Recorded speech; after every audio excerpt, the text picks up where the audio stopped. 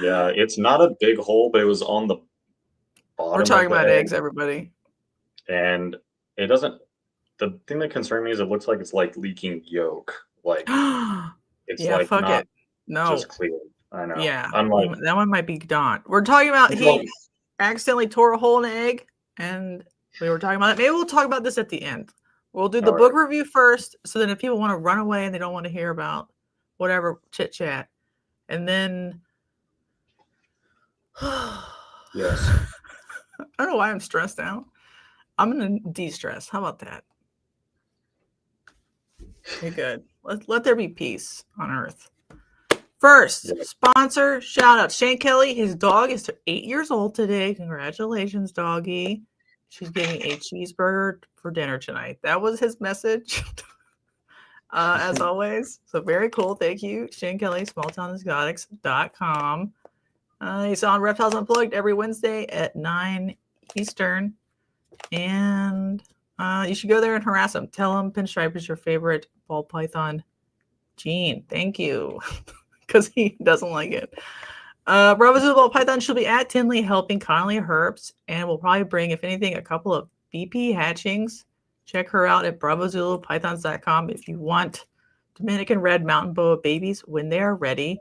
Stoneage pythons, I still don't know what Justin's doing, but I'm sure he's breeding ball pythons. He has some clown pied project animals up on Morph Market currently. Check him out. Andrew, Powerhouse pythons. I don't know what happened to Spokane. Hopefully it was awesome. That's my dream. It was the best show ever, and he made $1 million. But hopefully he'll check in soon with Morph Market updates. Gray family snakes. They'll be at ARPE in Nashville on October 24th and 26th, and so will Shane. And they have babies hatching this week. GrayFamilySnakes.com. Chris, I didn't get an update, but he'll be at Tinley. He's bringing lots of fun stuff and ball pythons and everything else. And on November 8th, he'll also be at the Gettysburg Expo. And I'll be at Denver ARPE also on October 24th and 26th. And I finally booked my hotel. And hotels in Colorado in October are pretty cheap. So I'm pretty happy. So, like, they're not summer in Colorado prices. They were like $80-$90. So if you're like in the area and you want to go check it out, check it out. It's a very interesting show. Lots of weird plant people there. All right, Joe, how are you doing? How's your life?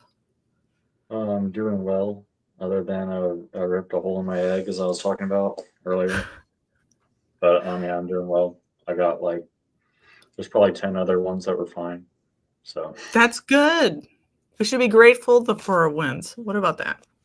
I am. Yeah, I am. It was my fault, so it's not that big of a deal. There's nothing I can do about it. Right, you gotta let it go. Yeah. I think there's a song about that. All right, let's get into it. We're talking about a book. Wow. All right, my first thought. Very first thought. The book binding and integrity of the product is good. What do you think about that? Yeah, I was really sharp on these corners. I don't know. I liked that. You don't know if you like that? You could use it as a bludgeon. Oh yeah, it's very very well put together. Right, some books are also this nice, but $200 for some reason. Like in terms of like, it's a hardback. It could go on your shelf. Also, the print quality is good. So like some of them have like poor, like there might only be like four dots per inch. It's not like a high fidelity picture. Yeah, the pictures are very they're really nice photos. A lot of the photos are from Dave Barker, and then a lot of them are contributed by various other people, and they're all very professional and easy to see. Not Lisa broke the bindings on her copy. Well, you're not supposed to be rough with it. Yeah. Mine's okay. All right. I guess we'll need to get you a new one, Lisa. Mm-hmm. Who do you think this book is for? In my opinion, I mean, I think this book is for like intermediate hobbyists at least, or I mean, it could really be for anyone with an interest in the species from this range. I know in the introduction of this book, they also outlined that one of their purposes was just um, like general identification, including for like conservation and government bodies and stuff. A lot of times we have like people inspecting our shipments coming into the country and stuff, and if those people are unable to identify the snakes in the shipment, that's a problem. So, especially because this is a region of the world that sees a lot of importation, at least currently, which could always change. Right. It wasn't sassily written, but I read it sassy. Like that paragraph, they're like, yeah, we are hopeful like, that this book will be of particular value to conservation agencies and enforcement agencies whose agents, while not typically trained in herpetology, may be expected to identify those Python species. I can see that now. Yeah, like especially governing bodies within the states as well. You know, you have there's a little bit of like neck snap there, not too much. Probably not intentional, but I see what you're saying. It could be, and it should probably be. Well, like if they've been trying to import stuff for a while and they kept getting, I don't know, like gross misidentifications, because people would like, and then they're like, well, that's not that, ma'am, sir. So that's, and it is good for that because they do, when they go through all the species in the region, they do like an adult picture, a baby picture, and then different sort of regional like ecotypes or forms. Well, and that's the other big focus on the photo selection is that they try their best to represent like the different like geographic phenotypes, I guess localities, and so for that reason, it can definitely be useful for people who are already keeping these species who maybe want to like have a hint at identifying the localities in their collection or ones that they see. Obviously, they even acknowledge in the book that like this information is assumed to be factual. Of course, like judging a locality from an image is always iffy, but it could definitely help. Lisa likes the range maps. How do you feel about range maps? Are I think they're also very intuitive and helpful. I like that each species section, like it verbally describes the geographic distribution of the species with like specific names of countries and localities and things. But then, like for me personally, I do read that to like get an in-depth understanding, but I'm more of, especially when it comes to maps, I'm more of like a visual understander. So the way the range maps are presented visually is really helpful as well. And then they're also detailed in the fact that they note where available the pinpoint locations of the individual photographed animals, like the specific animals, their collection point is denoted on the maps as well. So right, with a number. Am I crazy? Right. So it's easy to interpret at a glance, but it also contains a lot of specific detail in at the same time. You know what it's missing? It's missing two things technically, but they don't have to put it in there. It's missing plates, and it's missing a dichotomous key. Yeah. It doesn't necessarily need that if you're a field agent checking if it's applicable.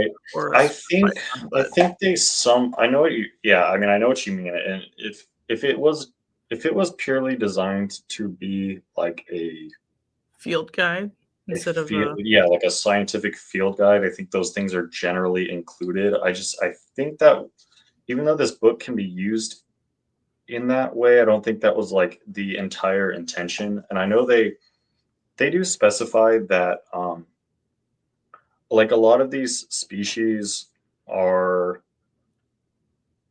on one hand, some of them like differences in scale count are like not a good way to differentiate the species, so it almost doesn't Mhm. matter. And then on the other hand, the majority of the different groups are so physically distinguishable from each other that they say themselves in the intro that uh, you essentially can identify most all these species simply by the pictures. That it's essentially Mhm. like a detailed picture book, you know. Well, a dichotomous key could just be like, is it a baby? Yeah, Okay, go to the baby section. Is it orange and black ring python? They yeah, don't actually have to like do. They do yeah. mention No, scale I mean, I counts think for stuff as key identifiers, right. which I appreciated them being in there. But Yeah, then I don't know, like, and dichotomous keys are hard to write. right. You Well, know and what I I mean? think But I like at think it least just I comes would have down to liked like plates. how I fucking useful is love that, plates. Plates are like right? porn.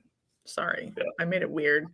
I'm really sorry. it's all right. You got like a bunch of different snakes, and they're like, Hmm. these are all the ones on this island.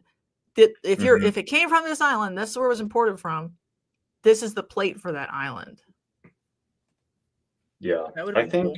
That would be yeah, edition 4. What edition I is think there this? could be additions. I think they kind of a lot of the purpose of the book I think was to try to be like as detailed as necessary while being as simple as possible. So Mm-hmm. yeah, There but isn't I too mean, much like I don't think it was should have been in there necessarily, but there's not too much like natural history bullshit. yeah, yeah, Um but I do like that. But that's probably a different yeah. kind of book. Right. There are hints. There are hints to it in like the habitat distribution, habitat portions. Mm-hmm. It's definitely alluded to, but it's not like a compre like I mean, yeah, that is it's true. It's not like a it's not designed to be a comprehensive history on each one of Right. Like these each species. animal has like a distribution and habitat section, Yeah, but it's not like some of them are more detailed than others. Some the habitat really like goes into specifics, and then some it's more just like geography and stuff. But yeah. yeah. And then like I guess if you're like I did like that a lot of the pictures are in situ wild animals Hmm. and not just there are some captive animals and they tell you where their parents were from Hmm. also. But like Yeah, there's a lot of in situ wild animals. That part's really fun for me. right. Yeah, those were some of my favorite photos. Uh uh Oh, for the audio only listeners, Jessica wants a doujinshi section in the back of the book. I will write the doujinshi. uh, there's also lots of speaking of doujinshi. Oh yeah, I knew you were gonna say. I knew you were Oh gonna get to this. yeah. In case you want to check the peen morphology, which is always very fun. Mark O'Shea contributed a lot of the pictures. I don't know if you noticed it, because he was Yeah, there a lot. he did. Mhm. He's yeah. I mean, he has a ton of field. Obviously, he has a ton of field experience and really good photos as well. Yeah, I think, and it's not an unreasonably priced book. So even if you only have like a casual interest in this, like the pythons of this region, because which is me, I don't own any of these animals, Hmm. but like I Yeah, think they're it's pretty cool. fun. So, like it's still worth it to have. And there's a couple of like Savu pythons that are really nice looking in here. And then I had a little tickle in my pickle. I was like, I want to go buy some of those. That's kind of funny. The Savus were like actually the one that was like really catching my eye. I wanted to ask you maybe I didn't really plan to do it this soon in the review, but I wanted to ask you like which one of the snakes in this book do you feel like you would actually want the most after reading it? I feel like I was kind of looking at the Savus also. Yeah, yeah. I mean, I like Maclots and Duns too, but it's just like 3 sizes of the same party, Yeah. you know? Yeah, they're the smallest, and I'm like really drawn to that lately as well. I mean, I've had big snakes are just like honestly, big snakes are cool, but they're not that fun to keep. But I guess that's just another. I don't know if that's a hot take or something. But, It's just a lot of work. right, I too, had, too much and work. then like I'd I rather. like that they like change. color, and I like black ones, and I like the Mhm. speckled ones, Mhm. and the white eyes. It's all very attractive. I do want, and I thought about this a lot. The Papuan spotted pythons, Yeah. because there's just that one little spot. Yeah. I like that would be cool too, to have a non-inbred Antaresia. You know? Yeah, except I believe. Well, okay. Didn't I wanted to ask about these two? This is the species of Antaresia that Dan Malay was the first to reproduce in captivity, like I think last year or earlier this year, right? Isn't this the same? It was confusing because he was referring to in all of his videos of them, and I know he did a video together with Mark O'Shea about them. So I kind of assume it was, since most of this info is coming from Mark O'Shea, and I kind of assumed it was the same. Are we species. talking about different things? He was referring to them as Papuan children pythons. Oh, okay. He did But it. I mean, but it's clear that they're Antaresia, and I think they're saying in this account that based on their proximity to Cape York and the other spotted python populations, and then as well as their morphology, that they're saying this is more likely, and they're in agreement with Mark O'Shea that this is more likely to be a spotted python derivative or something, you know. Okay, sure. I don't know. And this book is from 2018 taxonomically, also. Yeah. Well, so okay. I guess we're that's not what I was holding that saying. against them. No, I just mean this came out a few years before I'm not. I know that I'm not fully remembering all this correctly, but I know Dan Malay came out and said that he had collected or received some of the only captive Papuan Antaresia basically in existence. I mean, I remember, unless I'm wrong, I remember him saying that he had the only like 2 or 3 of them that there were, and just bred them for the first time. The ones in this couldn't there be book, more acquired? well, there are in theory. I just don't really.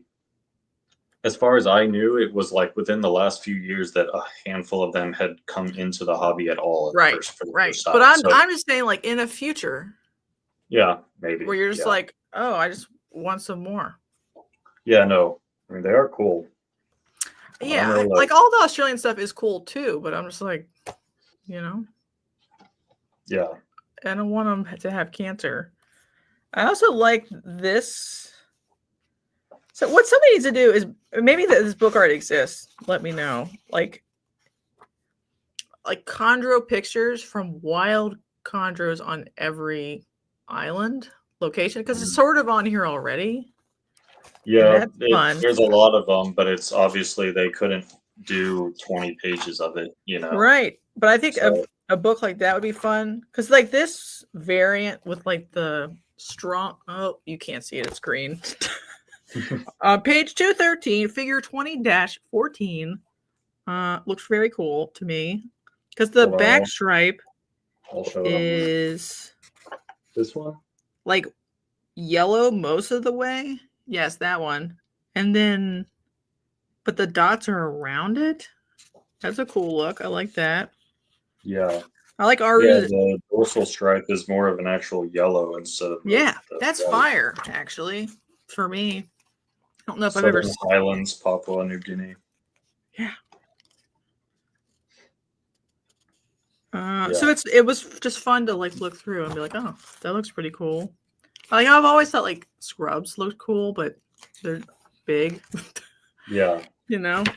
Well, and that's the thing too, is that, and I guess that was one thing I sort of wanted to talk about was one thing that they mention in the introduction to the book is that a lot of the names that they've chosen, the common names that they've chosen to represent these snakes as, in cases where they're very broadly accepted by everyone, then like that is the name, you know, children's python, reticulated python. But they did propose some common names where the established common names really don't make sense or don't describe anything about the animal's morphology or geography or anything. Like Dunn's python is not really helpful as a common name, so they propose name changes in that case or whatever. And since you were talking about the scrub pythons, that was the other big point that I wanted to make, is that I feel that personally, to me, well, like, you know, so essentially what I'm getting at is people refer to amethystine python, you know, amethystine pythons, Tannenbar scrub pythons, Halmahera scrub pythons, all of these different species as scrub pythons, which I feel is confusing, especially to people who are not very knowledgeable. It could lead to people even assuming that these are localities when they're in fact distinct species. And personally, I'm not the kind of person who, especially on a snake like this, would agree with like the willy-nilly hybridization of these animals. So in the book, they specifically refer to these animals as, you know, Moluccan python, Tannenbar python, Halmahera python, amethystine python, not scrub python, because I think it's confusing to lump all those animals together when they are proven to be distinct species. And it referring to them by those like more geographic names, I think does them more justice, and then helps kind of show that they are in fact distinct animals. And we all know that there's a big there's tons of discussion over localities in the amethystine python, Malay amethystina, and in fact they note in this book, and I think many people are aware, that in fact a lot of the different what we refer to as just like phenotypic localities of amethystina might actually be distinct species in themselves, or at least subspecies. So I just think it's important to make those distinctions and be aware of that. And I think the book does a good job of like sort of starting to like steer us in that path. And I think that's something that everyone should recognize, especially when it comes to something like Somalia. Right. Well, and then when she does that in the beginning, it's funny because it's the common name it's supposed to be reversed. The common name is supposed to be like, you know, the native people call it this, and people in Japan call it that. People in Australia call it that. So that is supposed to be the one that changes, but we're in such taxonomic flux. Right. Yeah. So like, it makes sense, but it's just funny because yeah, I mean, I get what you're saying. Of course, common names do change, but it's almost like, I think a lot of times it just changes as long as people are still like arguing about if the name is stupid or not or whatever, you know. But like once we land on a good name, like there's not really anyone trying to like call a reticulated python something else, you know. So in that manner, I mean, most people don't even know that reticulated pythons are no longer, you know, like Python reticulatus or whatever. They're Malayo python, that they're in a whole new genus, but we also know what a reticulated python is, you know. So in that sense, it is almost like I understood what they were getting at, where in a sense, as taxonomy changes so frequently, the common names almost do help us like understand what animal we're actually referring to here. Do you know about? I know Myanmar has problems, right? Does it still have problems? What is this like? Can we? Because there's I'm not knowledgeable enough on that, but I do know we don't export currently from there. Is that correct? No. Well, as far as like I would pythons and like stuff, if she could add something, I would love to know like the current CITES state of the all the countries that one could like if it exists, status. Yeah, that would be cool. Like I would like to just know that, but like I'd have to go through one by one and then each country by each country and be like, right. Oh, that's cool, but there's zero quota and they don't give a fuck. Yeah. No, to my knowledge, well, Burmese, I can't remember. Is it? I can't remember, like, I can't remember whose fault it is, but I think for one reason or another, obviously Burmese pythons are not imported into the country. Right, and retics and yeah. scrubs and all. Well, wait, scrubs are, right? I don't think so. I think they're on the injurious species list. But that's just Florida, right? No, that's like they used to not be able to cross state lines until we sued them. Right. So that But also means it can't be imported. I don't know. I guess I just feel like I have seen scrubs in the past couple of years imported from.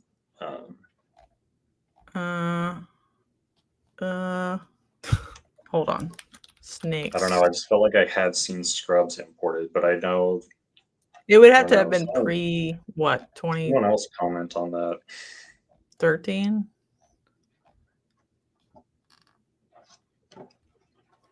This isn't good content because I'm looking something up.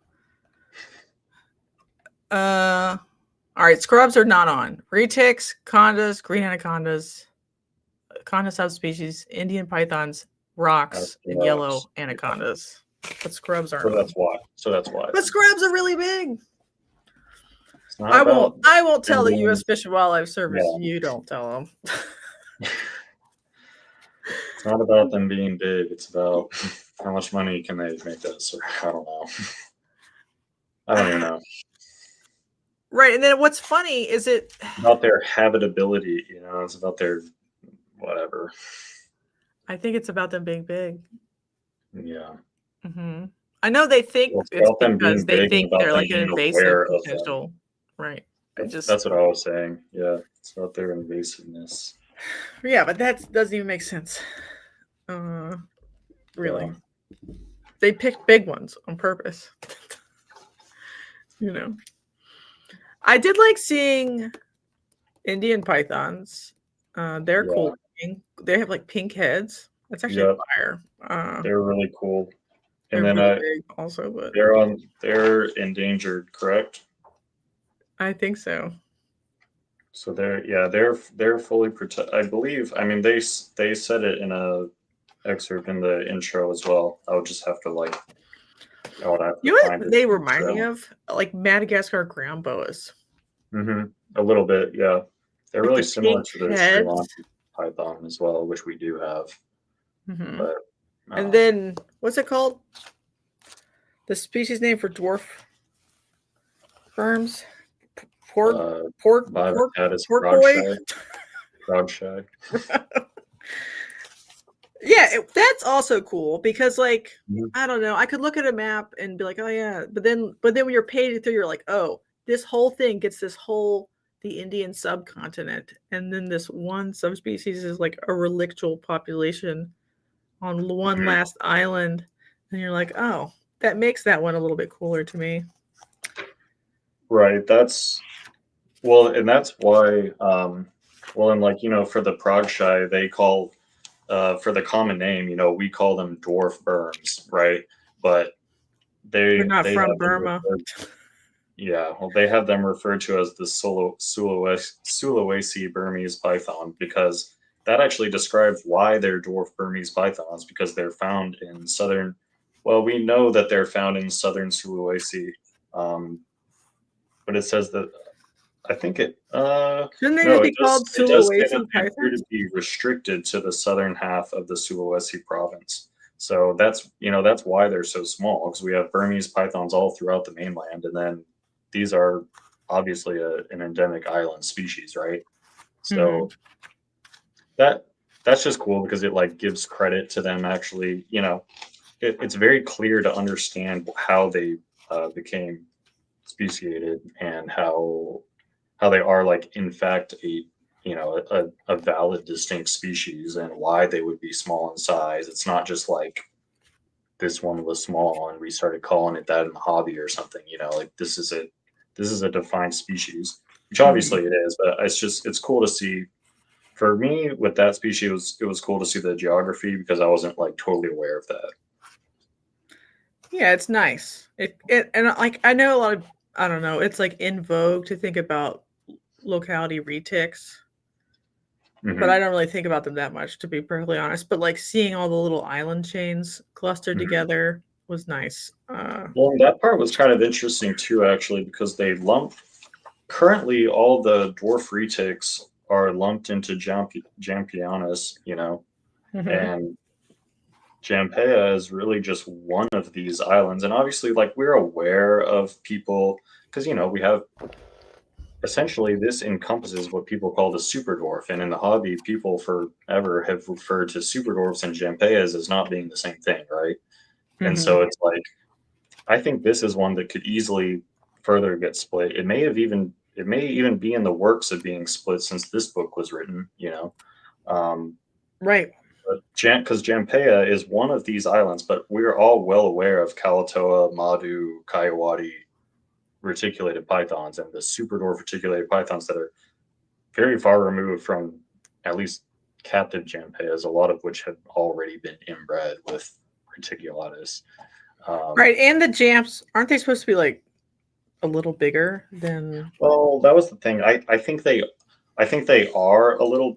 I think even in the wild they're a little bigger, but in the wild they're noted to be much smaller than what people in captivity have said. Like, oh well, I had a Jampe and it's still 12 foot. You know, it's like it seems like they have that potential, but in the wild they're still not achieving those sizes.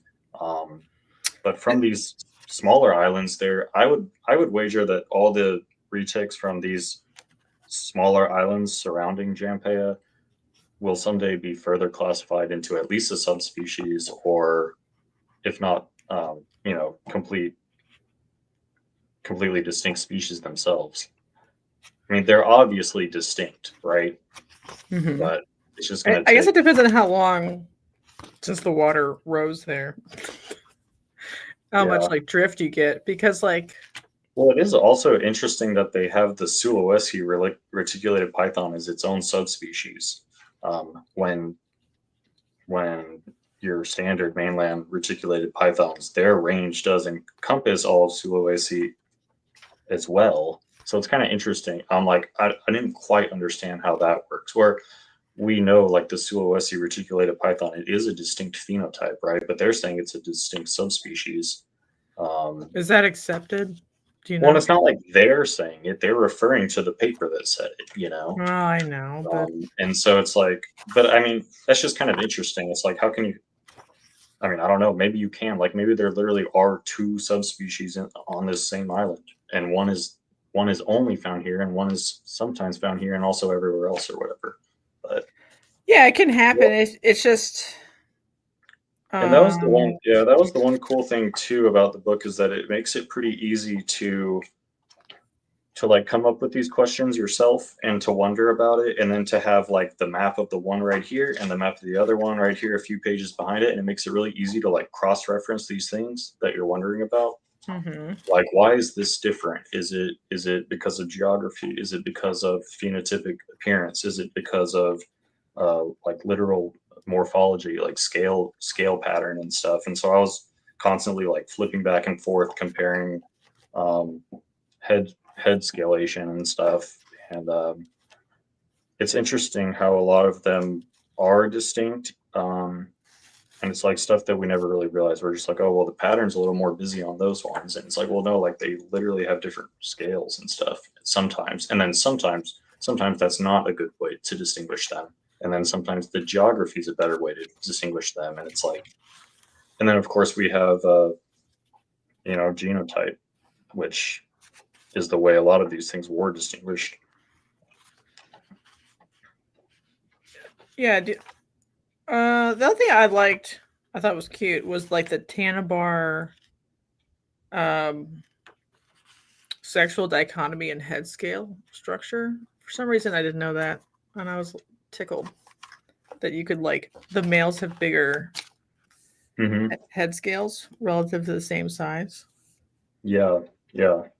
Even as babies. That was fun for me. Yeah, that's really cool. I thought I was impressed by the Tannenbar python in general. I hadn't like paid a ton of, again, I had just heard people talking about Tannenbar scrub pythons and just assumed that was the Tannenbar locality of Amethystina, and it's so obviously not. It's like, I mean, it almost looks more like It looks like a closer to weird a little carpet. carpet. Yeah. Yeah, it looks closer to a carpet python, and they're really cool.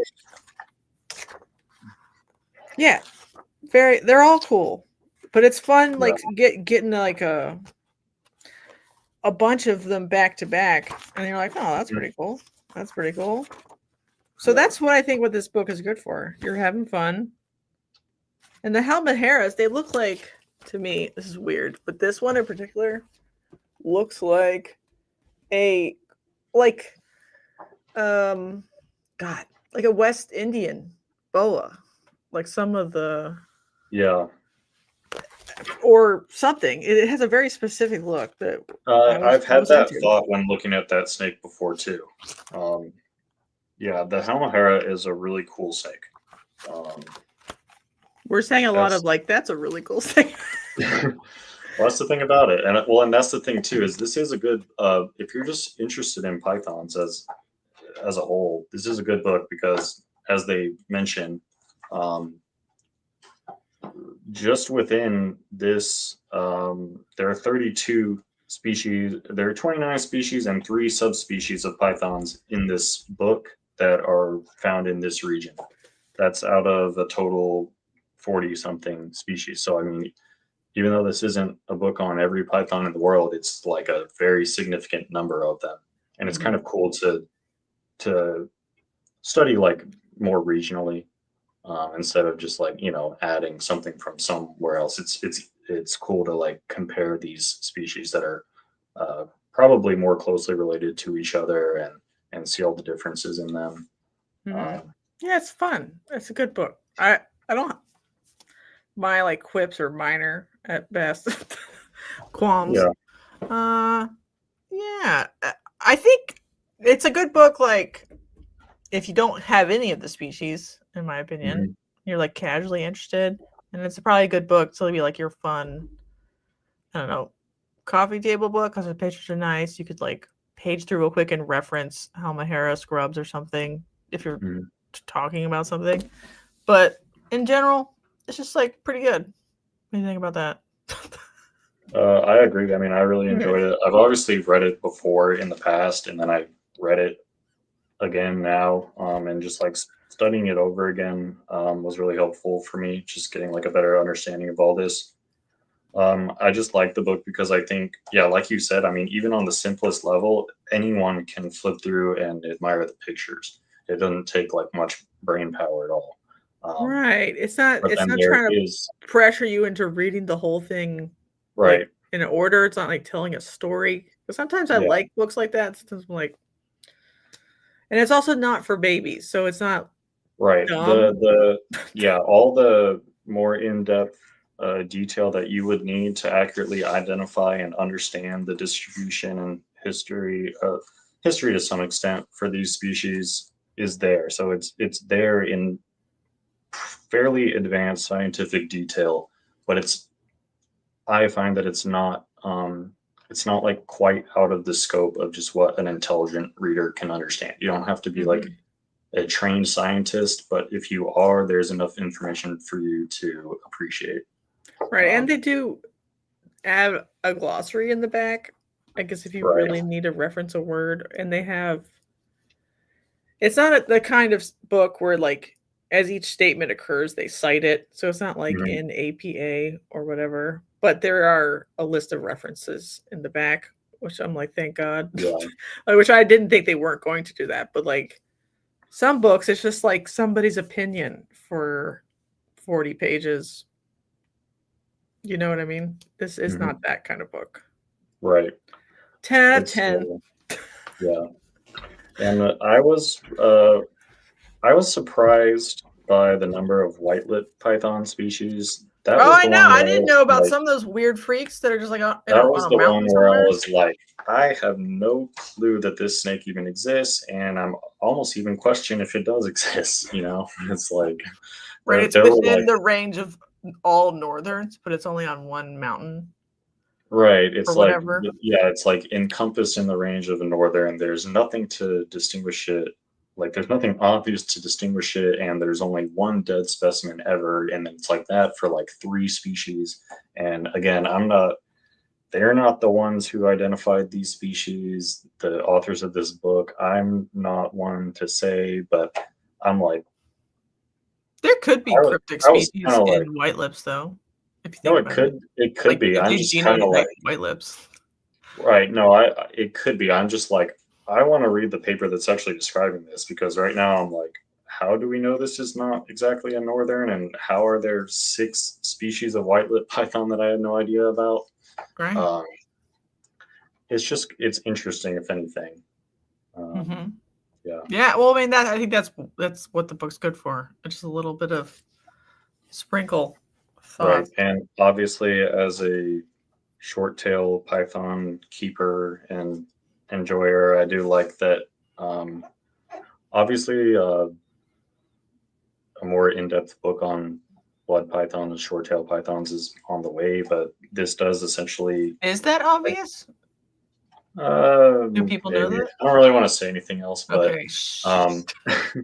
this book does have everything you need to be able to understand why a Brightonstone is different from a Brongersmai is different from Curtis, and why there are all 3 distinct species now and no longer subspecies, and so on. And Mm-hmm. it's cool. I like it. Essentially comes down to geography, morphology, head scalation, and you can accurately determine the 3 species from each other. I just know a lot of people like think a blood python is a blood python is a blood python, and so Right. I think they're like morphs of each other.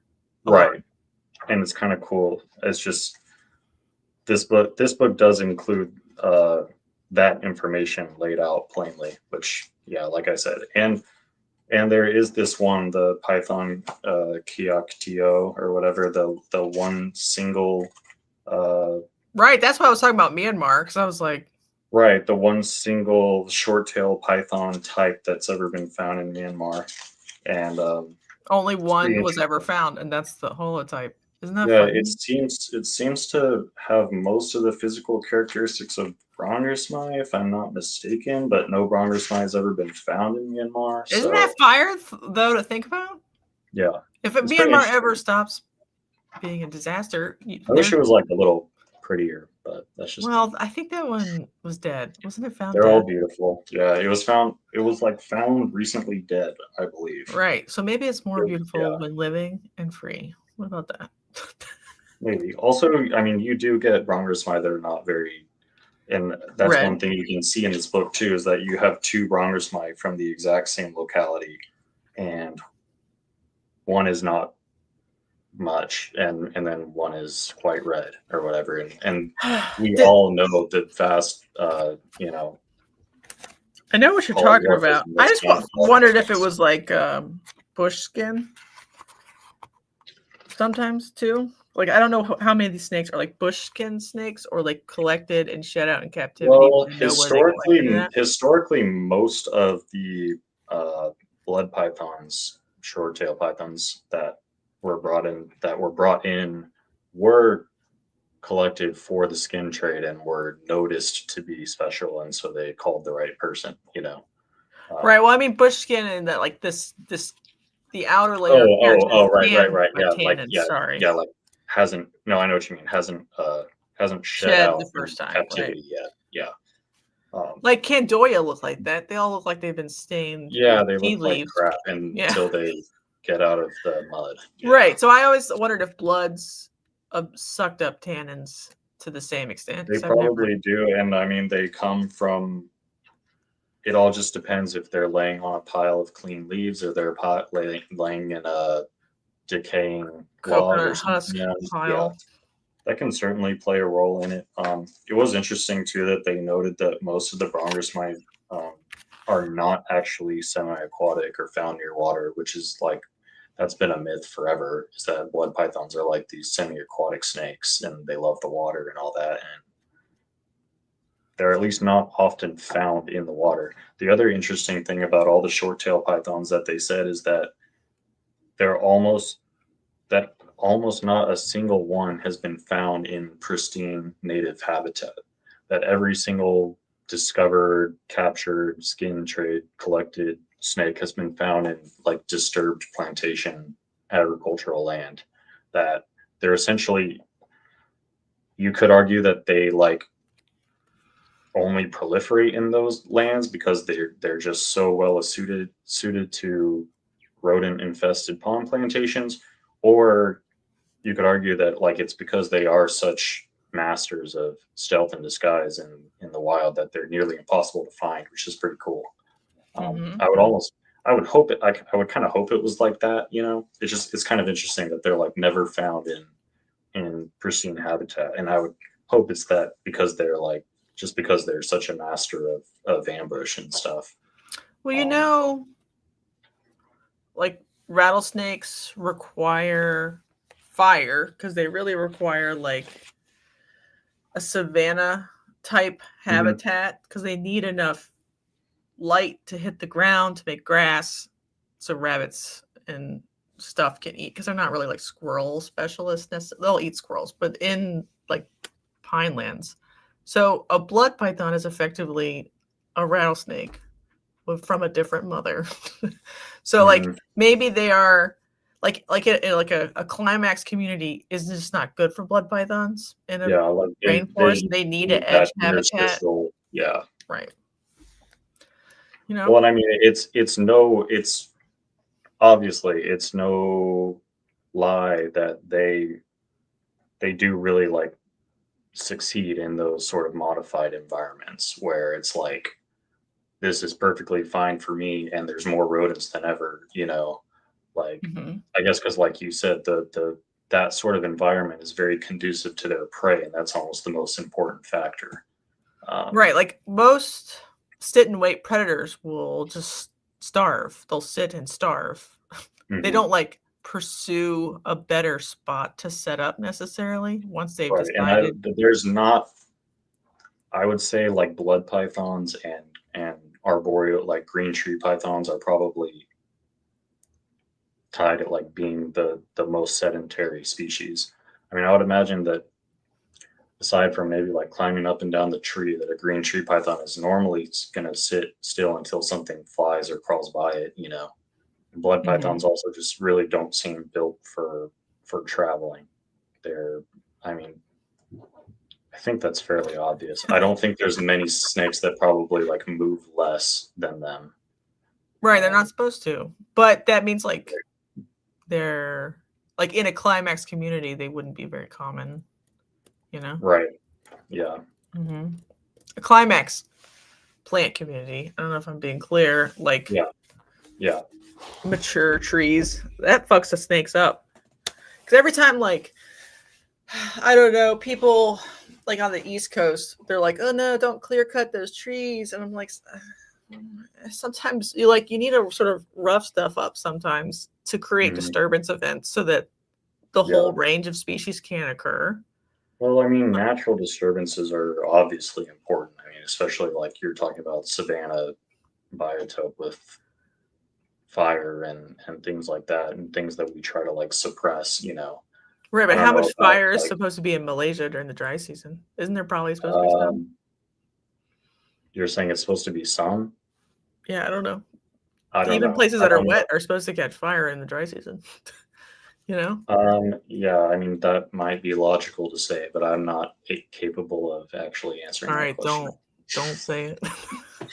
I don't know what kind of disturbances would be necessary. Maybe I don't know. Maybe a monsoon-based tree fall event.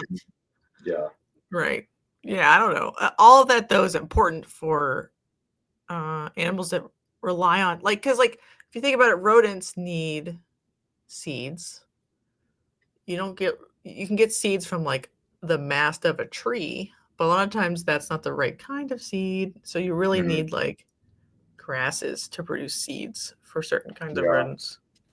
Or grasses to feed rabbits in the case of rattlesnakes. So who knows what? It's true. Like maybe all of the blood pythons in perfect tropical paradises are starving to death. That's what I'm saying. That's what I was thinking. Is like maybe they're there, but they're just extremely hard to find, and they're probably skinnier, you know, and they probably don't have as many babies or something. Right. It is funny because people are always like, yeah, if you fuck up nature, you're ruining things. You're not. You're stacking the deck against some of them, and you're stacking it for other ones. You know, unless Yeah. you like Well, atrazine the whole place, then never yeah, mind. I I'm think just yeah, kidding. disturbance can be beneficial and is not always bad, but I think disturbance is natural, and I would try not to steer too far from a natural level of disturbance, you know. Yeah, I don't If know we're if we not need hundreds trying of to get thousands of acres of crazy palm here. oil Yeah, plantations, really. right. Well, that's the thing. Yeah, just they love palm oil. That's what I was almost going to joke. It's like they do really well in palm oil, so there's a, palm oils must be great then, So let's do that so The we can whole have. thing. Just go ahead and just bulldoze all of it. Obviously, this is not the case. So Yeah, JK. Not kidding. I'm yeah, so kidding. we're trading orangutans for blood pythons. I'd take that trade. I All right. mean, I think we did it. Here's the next book. Any final thoughts?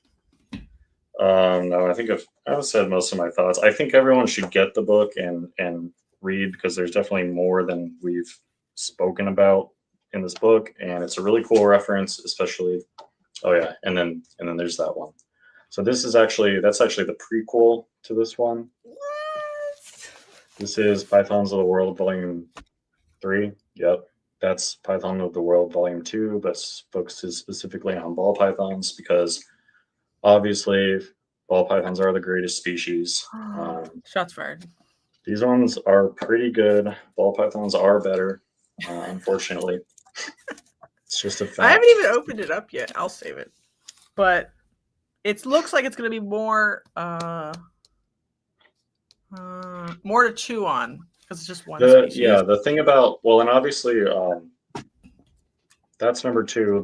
What we just covered is number 3. Pythons of the World Volume 1 was all the Australian pythons. I don't own that book because it's fairly difficult to get for less than $300. And I've heard that you can find them every once in a while for like $100. So I've just been waiting for that one to appear to me. But at some point, I mean, the Australian book is an older book. So I mean, it's already, although maybe it's more accurate in some ways with the entries. I didn't want to do like too many expensive books, like really expensive books, because like no one will. Right. Well, anyway, what I was getting at with book number 2, the ball python book is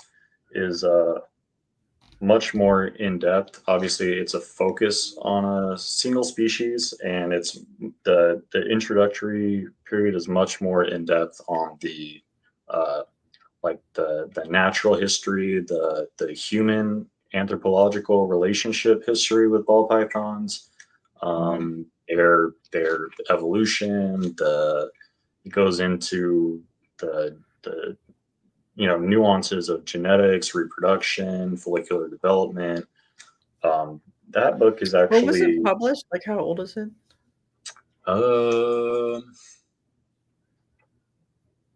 I believe it's some time in the early 2000s. I don't quite remember. I know I've had it for very long. But, right. Yeah, it'll be interesting to see like the thing that I really like about that book, especially why I recommend it to new ball python people, is because obviously all the information in that book is tried and tested knowledge that even though it's older, it doesn't really go out of relevancy.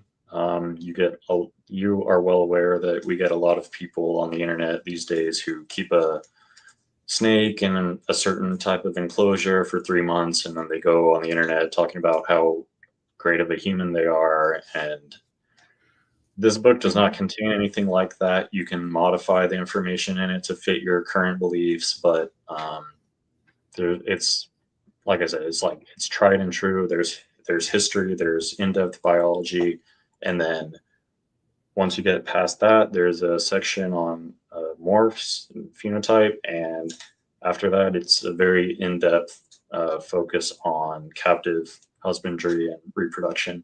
And the cool thing is that, everyone likes to trash ball pythons, but it is true that pythons originated from a common ancestor, and there are aspects of their biology that are conserved, and you can learn something in this book that you apply to a different species that you think is superior or whatever. There's plenty to learn.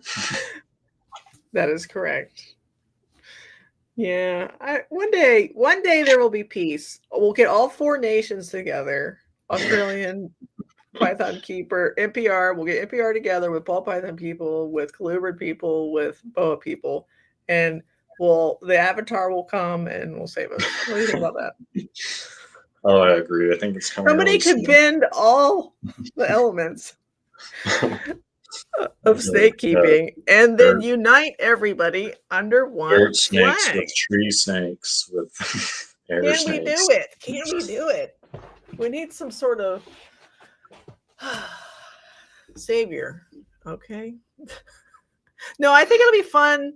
And then, it might have stuff where we disagree lightly or I don't know, maybe, or maybe things have changed in 20 years. I think for me, the only thing in that book that I find myself realizing is okay. Well, I was just gonna say our thermostats are better now.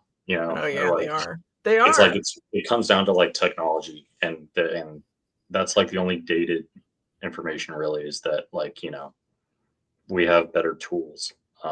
Is the Nigeria paper in it? I'm not aware on that level. But okay, I'll have to see. When was that written? That's a great question. A long time ago, actually, but that book might be older. Still predates it.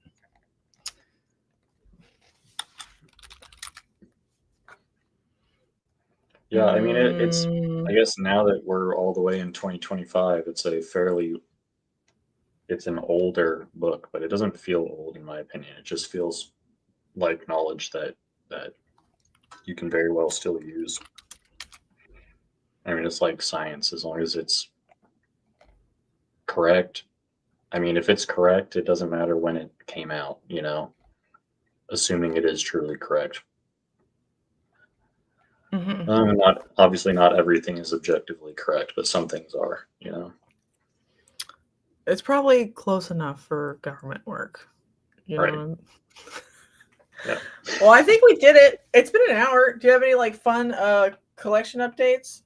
Have you been selling on Morph Market, or have you done a show between now and Dallas, or have you just been chilling? What's Joe's take on the situation? Pretty uneventful Palm Street the other day. I've sold a couple animals. I also have not updated my Morph Market or website, which I'm going to try to do this week or something. Uneventful is in not that many people wanted to buy anything, or pretty much you were just trying to be chill anyway.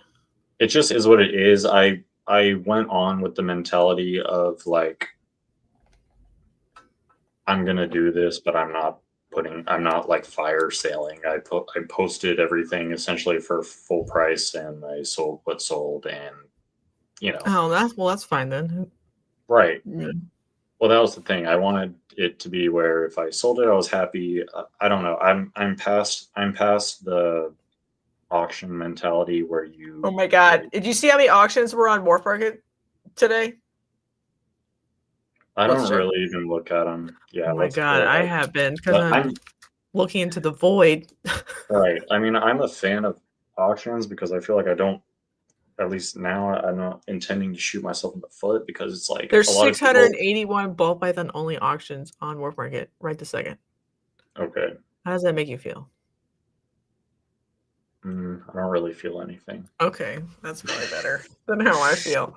Because he gave away I don't know. The month reset, so people got their new set of whatever ones they already had anyway, and he gave away I think a free one or something for just being a nice person or something. Just it's if you're around, here's a free one recently too, but I don't know. I just 681 is double the normal rate of auctions. Yeah. I don't know. Maybe now is just not the week to post auctions, but I mean, it's I'm a ball python lover and breeder. I'm very used to competing in the sea of, competition. And I think that's That's what it is. So like you learn ways to differentiate yourself. And I know, like me personally, I doubt there are more than like I would almost doubt that there are double digit animals in those 600 that would actually interest a person like me. You know, like I'm very picky about who I buy from, what I buy, the Wait, I amount. don't want you to buy them. I'm just like, No, I know, but it just I seems know that crazy there. that All 600 I'm saying people is, were like, all I'm saying is I model my business based on what would impress me. And I know that most of this competition doesn't actually impress me. And so I know there are people out there who are like me who will then notice things that I care about and then also ignore things that I know that I'm I wise hope to so. ignore. I hope you're So right. I don't worry too much about it. I just do everything I can to try my best and set myself apart.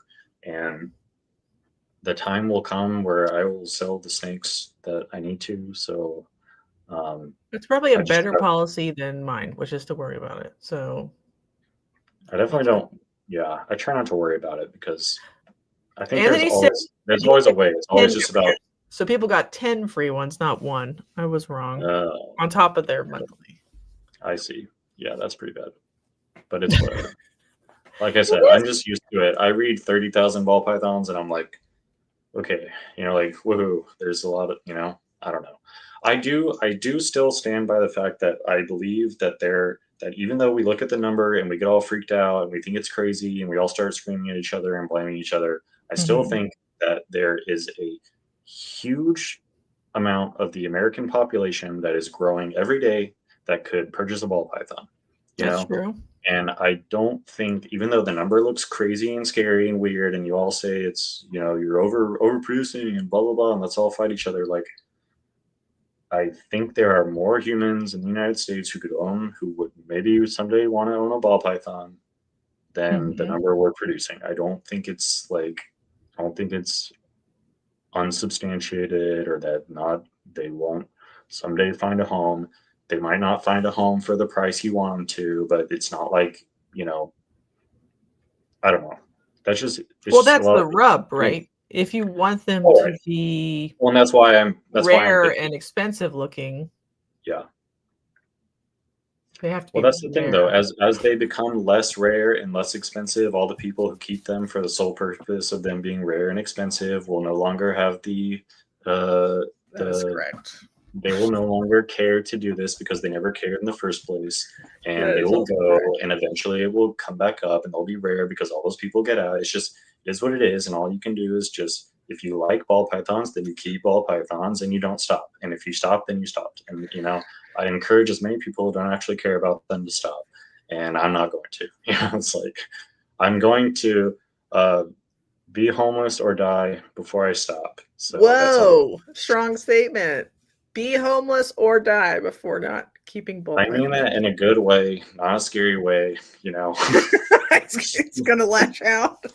I just wish people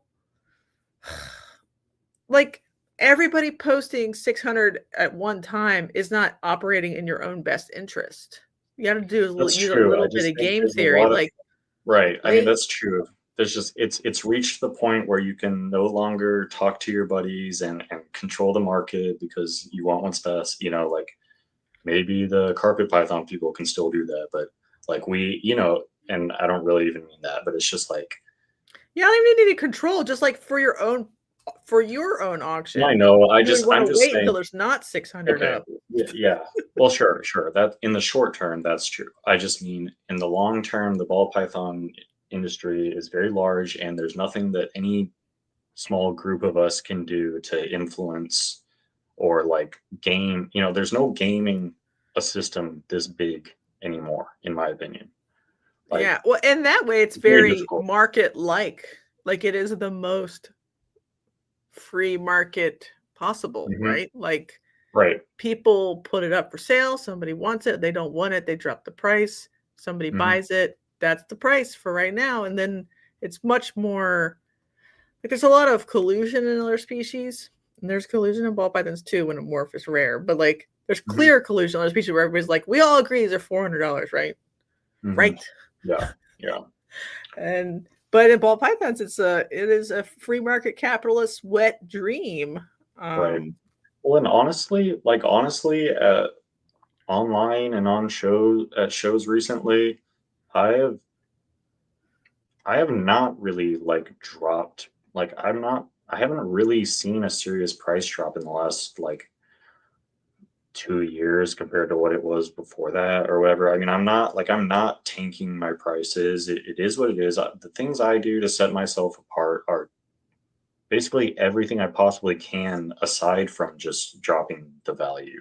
I find that like most people who are ready to purchase a snake can afford a certain amount of money. Like if you're going to invest your time and money into getting a pet, you want a good one. If you're smart, you want a good one. You don't just want any one. You don't want the cheapest one.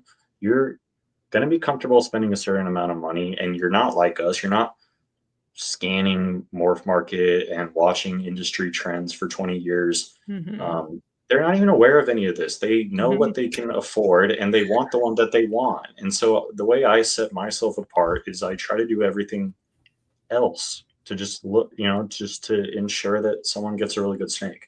That's pretty much it. Like I haven't really like dropped prices. I'm not like dissatisfied with my prices. I don't think everything's going to zero.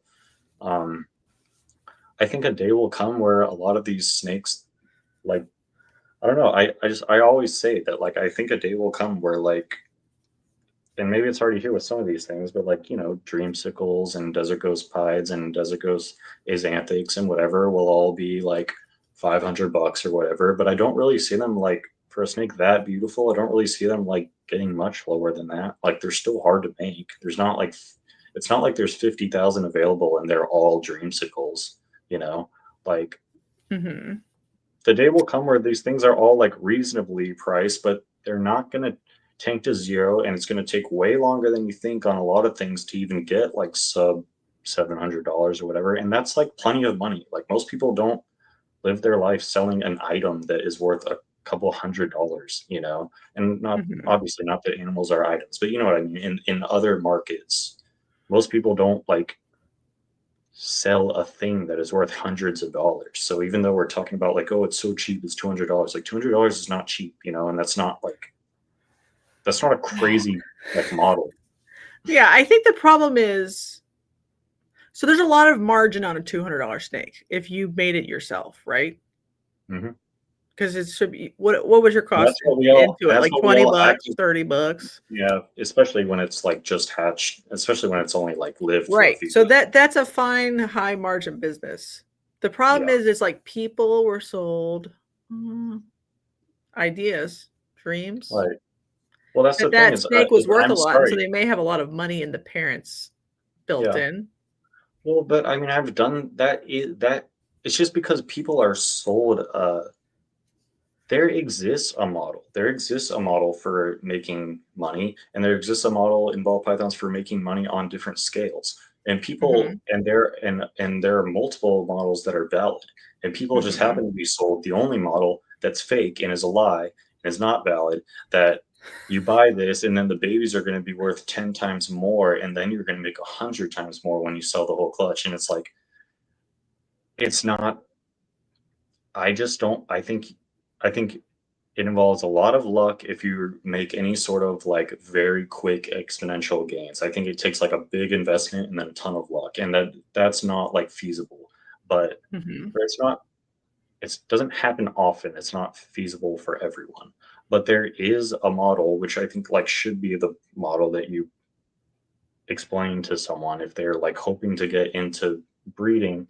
And I always like say that I advise that like if you're going to be mindful of money at all, and I always advise like you should breed a snake because you want to see the miracle of life, and that's your only goal. And you sell a couple of them to the pet store and you make $200 for the whole clutch. And you don't care because you just did it to have fun. That's model number one, which I would advise for like everyone's first year. After that, if you want to make enough to like have a small collection, and then I would say your next goal should be like to sustain that collection for a year and essentially have it be a hobby that pays for itself, which is something that most people's hobbies don't do at all, And so And I think that's a more attainable goal, and it's very valid, and it's still a great job. And so, like, that goal can be had. And then the part of that that people need to hear is that most of the time you're going to buy adults, or you're going to buy animals that become your adults. You're going to spend a lot of money, and the babies are going to be worth, in my opinion, within even by the next generation, the babies will probably be worth like 20% of what the adults were, or something, you know? And I guess it depends, but well, it depends, but I just sometimes. feel like a lot of times that happens. The Yes, adults like the cost you more $3,000, and by the appreciate time you sell them, around the the babies growth are, of the animal. yeah. And the model should become that after the first year, maybe you recoup all your costs on the parents, and that's great. And then next year, you make all the money you needed to feed the rest of them. And then it's like, from there, you can make improvements and you can buy your way up the chain to where you're making like a significant amount of money. But I mean, that there are aspects of that that are hard, and I just don't think it comes with like any kind of like jumping in, you know. It like can take a long time. You can hit or miss. You have to sell. You have to make a name for yourself. It's not like fast and easy, but making a little bit of money is also not that hard. So, That is correct. and Like, it's all very easy to sell like reasonably priced, attractive pet ball pythons, in my opinion. Right. It's one of the easiest sales in the earth. Like, Right. oh, it's $100 to $200, and it's a banana pie or whatever. The people will buy it for sure, right? It's a harder sell to be like, this is like a project animal, Right. But all I mean is pet, and that, it looks ugly. yeah, There's all I mean very is that limited like, people who want that. on that model that I was explaining about, where like, just like for instance, I mean, like, on my first pair of banana snakes, I think I spent like $4,500. And then by the time I was selling bananas, they were like about, depending on the combo or whatever, they were like $300 to $500 each. But I've made so many bananas, and I've made way more than $4,500 on bananas and banana clown combos and super banana clown combos, and but not any one animal that I ever produced. I mean, I did get pretty lucky where I did produce some that improved. I mean, I did make some that were close to equivalent of the parent's value, which is even rare, you know. But it's like, the model should be that like you have these parents, like you have the factory, you know, like you have the means of production, right? And it doesn't matter that like the price goes down because you have. So you're saying that people should take the means I of know. production from. I knew you were gonna go here. I knew you were gonna go here. I'm kidding ish, not really. Anthony says, props to you, Joe, for standing up for your business. Shows your true love for Regius. Thank you. I just want people to like chill out a little bit. Like, I thought we needed a price correction post COVID slump, because like, you know, we don't have to, not everything's like a super duper investment. Like, we could chill out because they've raised prices into it. But now I think we've gone the opposite way, where it's like, you know, somebody worked 5 years to hit, it's $50 on Morph Market. Yeah, well, I agree, and that's kind of what I was saying. What if it's $100? We can meet in the middle. No, but like, you're some of selling these things yourself. Yeah, no, I mean, that's what I was saying before, though, is that the ball python does get closer and closer to a free market, and it's hard to game the system. At the same time, there is still a lot of human behavior involved. It's not the stock market. It's still a relatively small market in the grand scheme of things, and there is some human factor into price influence. And that's why I was saying, like, I haven't tanked any of my prices to a level that I feel is like personally unfair. And I feel that if you're doing that, you should like reassess. I know, but if 40 other people all say that your that morph is $500 and you think it should be $1,500, well, you're not going to get close. it's never that big. It's never that extreme of a, in reality. But I do think Oh, I that think it is. I think you're high. no, Like for example, I bred yes, for what you're saying, what you're saying. when I was like, oh, they'll be $500-600 for a female. There are dozens of them in the $200 to $300 range right now. If I think they're 500 because they're cool, dozens of other people with dozens additional animals. Right, but now you're agreeing with me on some level because you're comparing a 500 to a 300. It's not a 500 to a 1500. That you're crazy if you think that, right? But all I'm saying is that a lot of times, and it's really important. A lot of people don't realize that, like, especially when it gets down to like affordable snakes, that the phenotypic appearance and the subjective beauty of the animal becomes really important. It becomes like the most important factor in the price. It's not necessarily like the competing market or how hard it is to make anymore or anything. It's like it comes down to phenotypic appearance. And so like a lot of these animals, like just personally, I feel like you see a bunch of them on Morph Market, so you think something that is as beautiful as a GHI Mojave has to be $100 or something.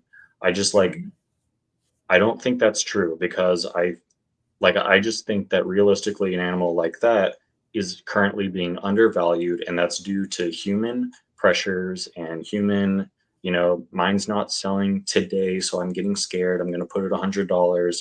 And you see a lot of that, and people try to copy that. I just don't think that's where that animal actually like needs to sit. I think it needs to sit maybe at $200 to $300, right? And it's like it's not But far the market off. can move on with your price memory of what it can be. Doesn't have to go back. Mm-hmm. You know what Well, I mean? it's not price memory. It's a price adjustment. Right, like they were attractive enough relative to all other pets that commanded $200 for a GHI Mojave. But now lots of things are around that price point, so they're all competing with attractiveness with GHI Mojave. So now, like, that's true, but there's not a lot of stuff that's that attractive that is like jet black. I mean, it's still unique, and so I don't know. It's just an example. I just feel like right now in this year, I think like a GHI Mojave is worth $200 to $300, and I think if you price it lower than disagree. Well, I've never been able to sell a GHI Mojave for that price point. Not even during the panda times. So like, well, I've sold like 3 of them. I know. What does that mean? Or well, that's what I mean. It means no, I just mean I just know that like. I don't know. I just mean it's tricky, and there's a lot of like human behavior that's still involved, and that like you shouldn't price something low just because all your competitors are afraid of the tanking world or something. Like it doesn't have to fulfill itself. Like, I don't know. I think there are also ways to set yourself apart. Selling something more than market because you're relying on someone to have like an impulsive fall in love feeling for it at a show, like a pet person, is a form of like ignorance poaching. Like they don't know market price, they don't care, they fell in love with it. Maybe. But I mean, that's not really my mentality. And bought the same thing from hundreds of other people for. But would they have received the same? That's a good question. Like, is the quality or something? Is it not sick? Like, that's a good reason to charge more money. Like just not full of disease. Would you rather spend an extra $100 from someone who's your friend? Yes, that's already a yes. But they're like a naive pet person. They don't know anything from nothing. Yeah, but just because that's what I mean. Just because they don't know that doesn't mean we should like enforce the behavior that leads them to go buy from someone who's untrustworthy, who just wants to flip a quick buck, like. Yeah, this is a hard conversation because I also don't want to like trick predatory, I don't want to trick people into buying something for too much, but like all of these aren't worth anything because they're all pet snakes anyway. So like we're arbitrarily assigning value to them. The way I'm not thinking about it as a conscious trick. I'm not like, how do I trick them out of more? I know you're not saying that. I know you're not saying that. But you know what I mean. The way I'm not thinking about it, I just, that the effort to make this snake and the fact that snake is a lot more pretty than a yellow belly. that came Sure. out of the same clutch or something, but takes the same amount of work. You know that we put in a lot of work into these animals, and you know that we put in more work than other people to make sure they're healthy, to make sure they're quarantined, to make sure that they're treated properly, fed properly. You know, there's a lot more labor that goes into creating a snake that you would actually want someone to have versus one that gets pawned off on them. And that's why I think, in a way, you should charge an in between what it's worth and what you feel you like really deserve for trying your hardest to like really help someone out with this. All I'm saying basically is like, don't sell yourself short, and don't expect that you have to sell yourself short because there are people who aren't good enough to, I know, but sell that's themselves true up to across the the board. You know how many like small time, really ethical, extremely cool, they only want to make 10 clutches of ball python breeders that are already out because they feel like no one's going to value even for $50 more their like effort to handle all of the babies and Well, the yeah. adults.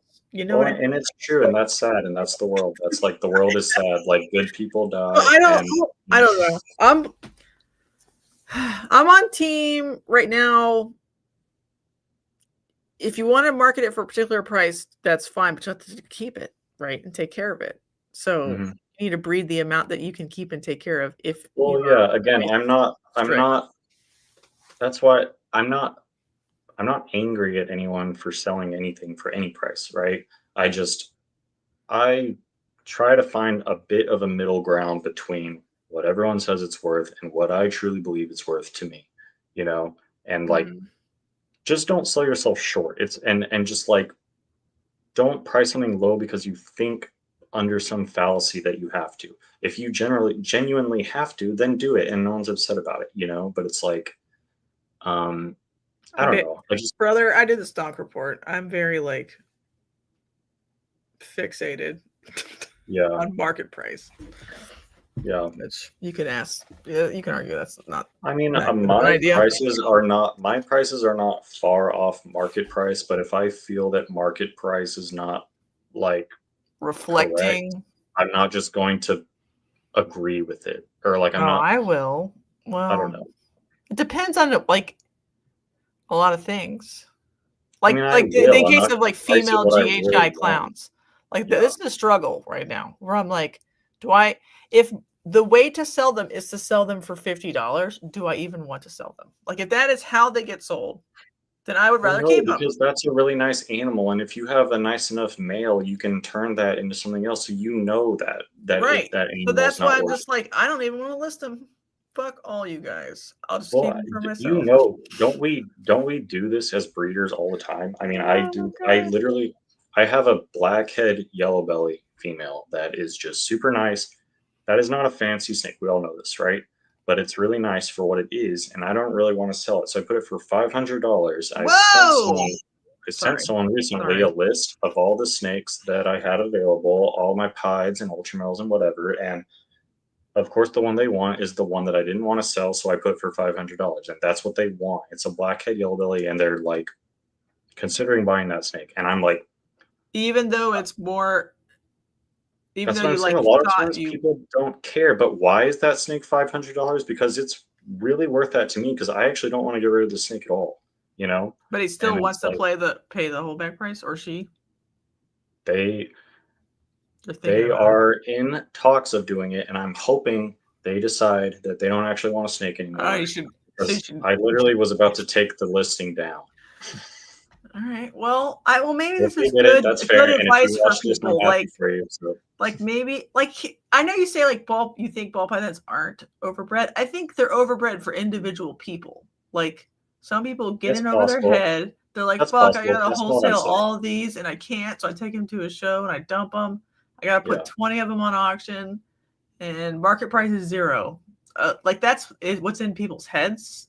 That's possible because a lot of people don't establish themselves before they, Well, if big breeders do it too, they'll blunder into a 500 egg season and be like, my wholesaler's full. You know what I mean? I don't know. I mean, that is what it is. Just the thing is, like, there are multiple institutions in the U.S. producing thousands of snakes that hit, not thousands of snakes, thousands of clutches that hit Petco and all that. And it's like, I always just say, like, why are we always like getting mad at each other? Why aren't you getting mad at like the person who's actually like creating the largest supply of ball pythons? And that's the thing, is like, I'm not mad at them because I'm not mad about any of the level of supply. But it's like, if you're going to get mad about someone being an overproducer, someone that you call a big breeder, you're not, most of the time people aren't actually talking about the biggest breeders. And if those actual, I don't know if mad is the right answer, but like, they have so many animals, they have to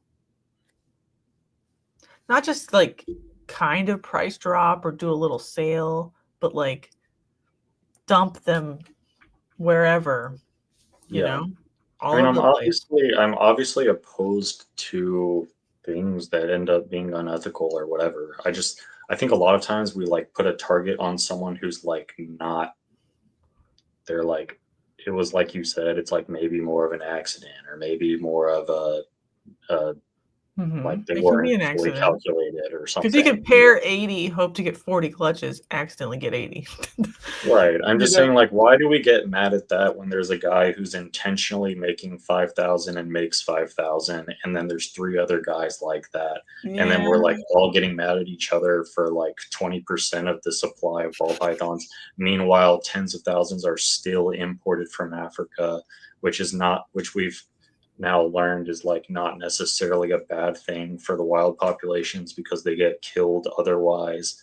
And it's like, yeah, I don't know. I just like, people like to pick scapegoats and the problem and complain about each other. And I just like, I'm not going to like blindly accept it. I think I don't like disagree with what you're saying, especially on like a personal basis, on like a case by case basis. I mean, there definitely are people who are like doing too much for themselves, but yeah, I mean, there's some people who cannot even follow your pricing model because they do not even have the storage ability to house animals. They have to be born, eat 3 times, go. Be born, eat 3 times, go. It doesn't matter how it happens. Yeah. All I know is they couldn't even keep them. Yeah, I mean, we don't do that. I think we have to like worry about ourselves for the most part. Obviously, we can comment and critique things that exist, but I try not to let it like ruin me, That's good. Lisa wants to wholesale everything. What? Well, if you're doing that ethically, it can be nice in a way, to like not work with customers. But I don't think I'm at that point. That's a hard model as well to actually like, have a margin. Yeah. The whole time. Well, I don't know if we learned anything. Did we learn anything? I think we did, and then we started yapping once we got past the book. After that, it doesn't matter. I don't know. I just sort of day by day it, which sounds bad, but because like, I don't know. Like the snakes didn't change. The people around the snakes changed in their hearts, right? You know what I mean? Which people? You mean like all of them since the 90s? Or like just human beings right now that are putting up 700 auctions on Wharf Market all at the same time. Their hearts are different than they were 3 years ago or whatever, let's say. That's true. I mean, the world is constantly changing, and I try not to like just get upset about it every day. But all right, that's good. That's a good strategy. There's not a ton we can do. I do understand. I mean, I used to I don't know. We all know like shows used to be different back in the day, and things are different, but it's like the snakes are the same. So like you said, yeah, the snakes are the same. So let's just like focus on that, just be home with your snakes. The snakes are the same. And right. It's not, they didn't cause World War III. Yeah. Ball pythons did not. Well, that's good. Yet. I don't know if we learned anything. I think we did a little bit. We did a little bit, but I think we're done. So ball python sometime next month. I haven't picked yet because we have like a lot of shows because we're gonna do like a Tinley one, probably a Nashville recap and a Denver recap. There's a lot of recaps. So then like maybe mid-November, we'll do ball pythons again. How does that sound? Yep. Wholesale the chondros after they're old enough to sex. You don't even need to wholesale them. Just like sell a lot to somebody you trust. What about that? And so it's still wholesale, but you're not like casting them into the wind. Goodbye. Lisa, I don't think you even need to wholesale them. I think a lot of people are liking your chondros that you've been posting. Right. I bet you just post them and people buy them off of Instagram. You could just sell them. Right. So, because if what you're saying is this, I would understand, because the really nice thing about wholesaling to a ethical, trusted friend is that it's actually like a huge benefit to you just by like not having to sell them to people who end up having problems, and it's like, right. That's the biggest value in wholesale. It's not what margin are you making, how much money are you making. It's all of these customers are your customers now, not mine, and I love all my customers because they've mostly been great, but well, sometimes it's like, it just makes you kind of nervous sometimes when you send a snake that you do so well with and care so much about to someone who like has totally different ideas from you and it doesn't work, and it's like, right. Yeah, again, I've had like, that's like two people out of all the people, but it's like right, every some time weird that happens, you're like, oh my god, you're like, are you kidding me? Yeah. It's almost more. I know people are like, "Well, I sent you money, so you just send me a snake," and I do, but it's almost much more risk to the breeder because it's like everything's on the line every time. Like if you said it was like a pretty nice ball python, but it came out of the box and was a mean little shit because it got scared or something, and then it bit their kid in the face, and they sue your ass. Like it. That's why you have to have a business with liability insurance. Yeah. But I'm just saying, like, it's all your fault until it's not. Until like enough time has passed where it's like it starts to be their fault. But even 6 months later, they message you and you're like, "My snake hates Timmy now." And you're like, "Fuck, I can walk you through it, but I'm not taking it back." Yeah. Lisa's favorite picture in the book is the tannin bar on the eggs in a 1 gallon tub. Let's see if I can find it. Yeah, I know what you're talking about. Here it is. I got it. Oh, it's so little. It's littler than I think in my head. Yeah, they look really small. And her second favorite is the red white lip. Oh, the like hypo looking one. The head's not black. It's not hypo looking. It's like, I don't know. The head's not black though. It's like burgundy color. Wait, so which Asian or Malay archipelago species are you purchasing next now because of this? Savus. Savus for both of us, potentially. Yeah, I just want a little critter. Obviously, I do still want Python Curtis, which I don't have. But I did really like the Savu. I just want a little. I like white lips too. I almost bought Philippex white lip at Denver, but I don't know. I need to make more money, which sounds weird, but like that's just a fact. Like I need to get into a whole new species requires caging, especially for white lips from me. Yeah, I'm trying to acquire more space really before I do anything, but at the same time, I do really want Antaresia too. But I also want like Odatria and all kinds of stuff. But try to continually just not get the stuff I want, but I don't know, it's hard.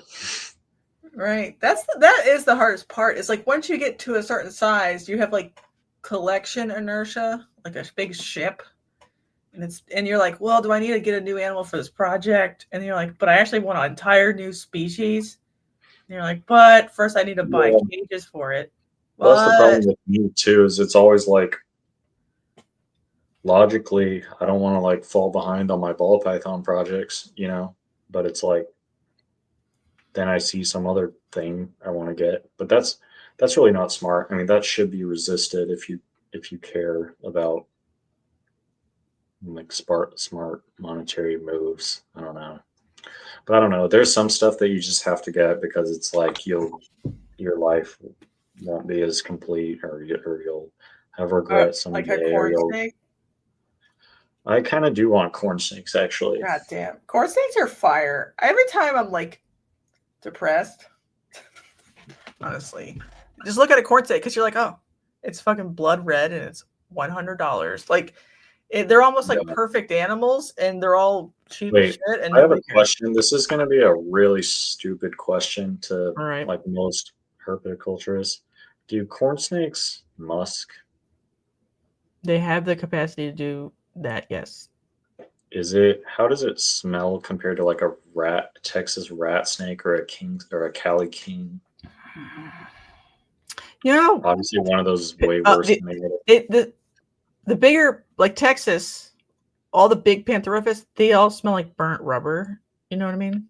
Yeah, because I got musked by a rat snake a little while back after like not experiencing that before, and it was horrible. It was like probably the worst musk I've ever smelled so far. But corn snake musk doesn't quite smell like that, like the strong burnt rubber. It smells like a weaker, more effeminate cousin of that smell.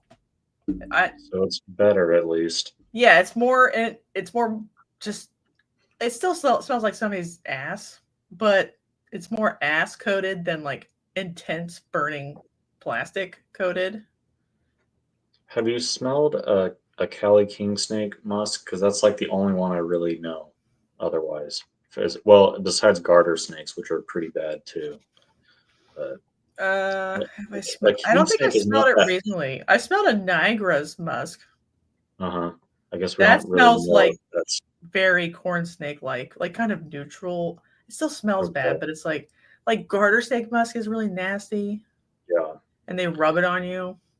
It's nasty, but it's almost nostalgic for me. Right.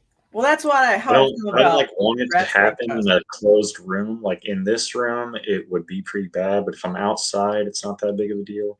Are Savos Endangered Species Act? Are they? I don't think they are. I don't know.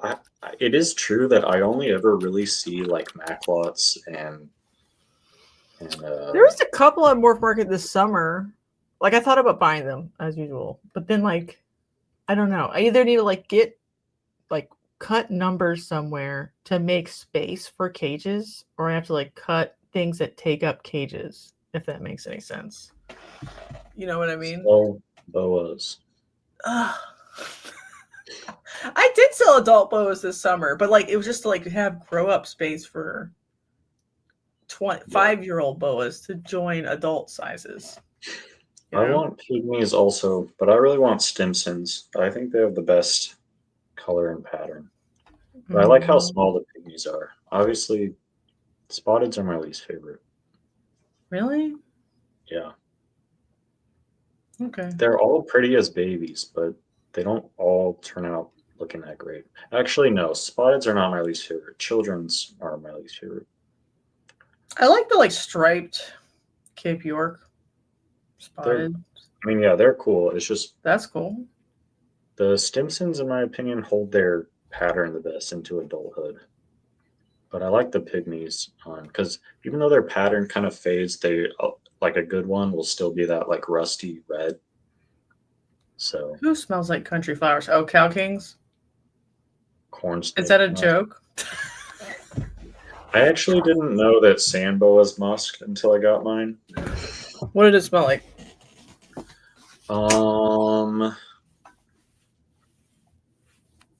Not that bad. Kind of just like typical. I guess like kind of how I would compare to like the king snake, but like a little different, more like python-y. It's kind of similar to like the blood pythons a bit. The blood pythons maybe like a little more strong, blood pythons don't do it frequently, and really I only had one Samboa that was like freaking out when I got him out of the box, and after that he hasn't really done it anymore.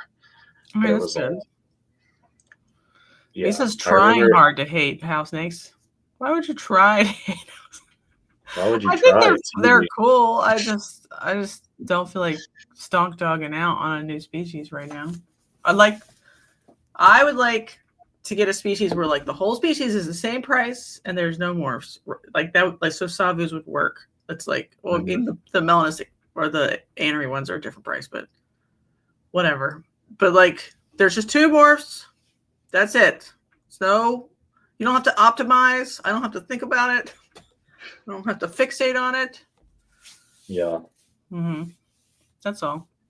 Yeah. I mean, I do like them. I like small. I like the thing I like about like the Savus and the just like that family is, to me, they have sort of like they have just sort of this like ancestral snake look to them, you know, like like there's not any like complicated morphology to their facial structure or whatever. Like they just look like, you know, they just kind of look, I don't know, they just have like this just like kind snaky of like, looking. yeah, they're just kind of like a base like python, you know, and it's like I don't know, I mean, it's hard to describe, but it's just like it's kind of like there's nothing like really weird about the way they look. They just look kind of like the perfect snake, you know. I don't know. Can I say something spicy a little bit about pythons in general? Yeah. Wait. Okay, yeah, say yours first. I like let me air quote this a lot. The like effeminate ones better. Like the ones that are like sleek and sleek heads and like balanced. I don't love. Yeah, that's why I don't love like emeralds. To me, the head is almost like comical. It's like kind of the same way about carpets, where like the female carpet's head is not as cute to me as other things. You know. Yeah. I don't know if Chris is still here, but Apodora, they look a little derpy. That's the one, actually. Yeah, it's like a messed up. Looks like somebody closed the door of their snake cage on their face, and then they, sorry. And then, or he got stung by a couple of bees. It's really they don't funny. look as bad like in motion, you know, like when you see them, just like.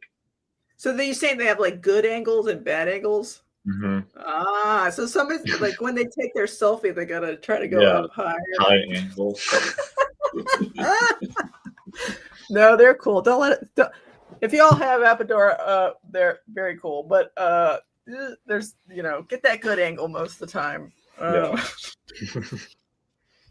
Splendida cool are way worse. Cool. Yeah. All right, I think we did it. I gotta go do stuff.